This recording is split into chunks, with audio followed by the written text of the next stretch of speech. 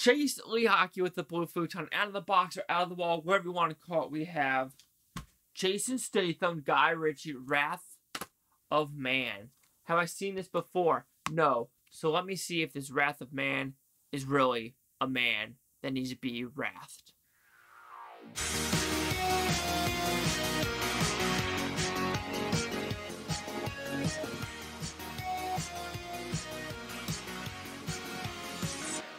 So Wrath of Man, what's it about? It's a very simple premise, actually. Jason Statham wants revenge on whoever killed his son. And he's going to go left, right, up, down to figure out who the fuck did it. End of story. So this is a great movie.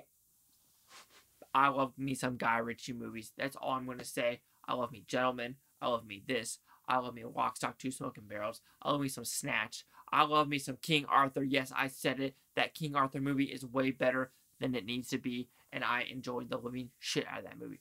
The big issue I have with Wrath of Man, however, is the trailer. I think the trailer gave away too much of this movie. Yes, you know that Jason Statham wants revenge of someone killing his son.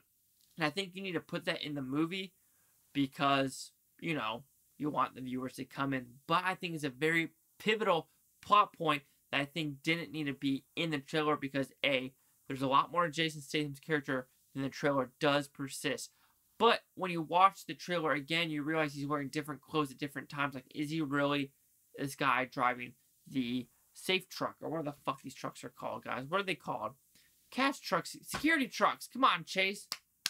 But then you have like Josh Hartnett coming back, and apparently Josh Hartnett is in the new Guy Ritchie movie with Jason Statham as well. That comes out in April with Aubrey Plaza. Very interested on that one. But this is a great movie that has a lot of twists and turns that you do not see coming. Well, except one of them, the Inside Man guy. If you don't see that, you're kind of silly from a mile away. As well as just a lot of backstory that you just don't see coming. This is told in 4 chapters or 3 chapters, and I think how they did that is very well written. This is based off a French movie as well. So I'm giving everything as a whole. Like I said, the only negative I really have for this movie, it does drag on some scenes. That's all I'm going to say. That's the only negative to me in this movie, is it drags on some scenes. Like I said, some of the twists and turns are fantastic. The acting is fantastic. The realism of me believing, oh shit, this could actually happen. It could actually happen, in my opinion. Can I be wrong? Absolutely. But everything occurring on screen, you're just like, oh, what's next? Oh my god, what's next? What's happening next? What's happening next? That's all I'm going to say about this movie. I enjoyed the directing, writing, acting, everything happened on screen, and just the believability of like, oh shit. There is one scene I do find very interesting. We'll call it the second bank robbery scene. And you wonder, why are they bank robbing?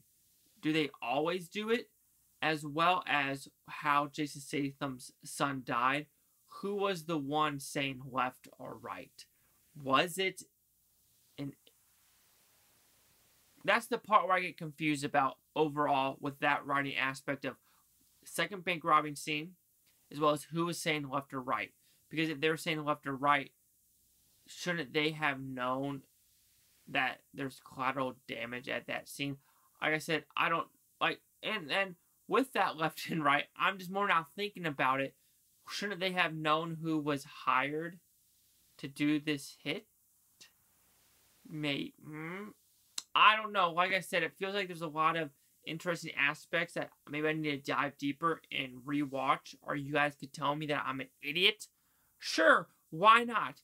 Just tell me I'm an idiot, but be polite about it and say because XYZ happened. And I'll be like, you right, fam. You right. But Wrath of Man will receive a 4.5 out of 5 Blue Futons. It goes at 90%. So see the critics' news scores gave this one. So you have critics a 66% with 249 of them. Audience score a 90% with over 2,500. Here's your consensus, yo. Wrestling just enough stakes out of its thin plot. Wrath of Man sees Guy Ritchie and Jason Statham reunite for a fun, action-packed ride.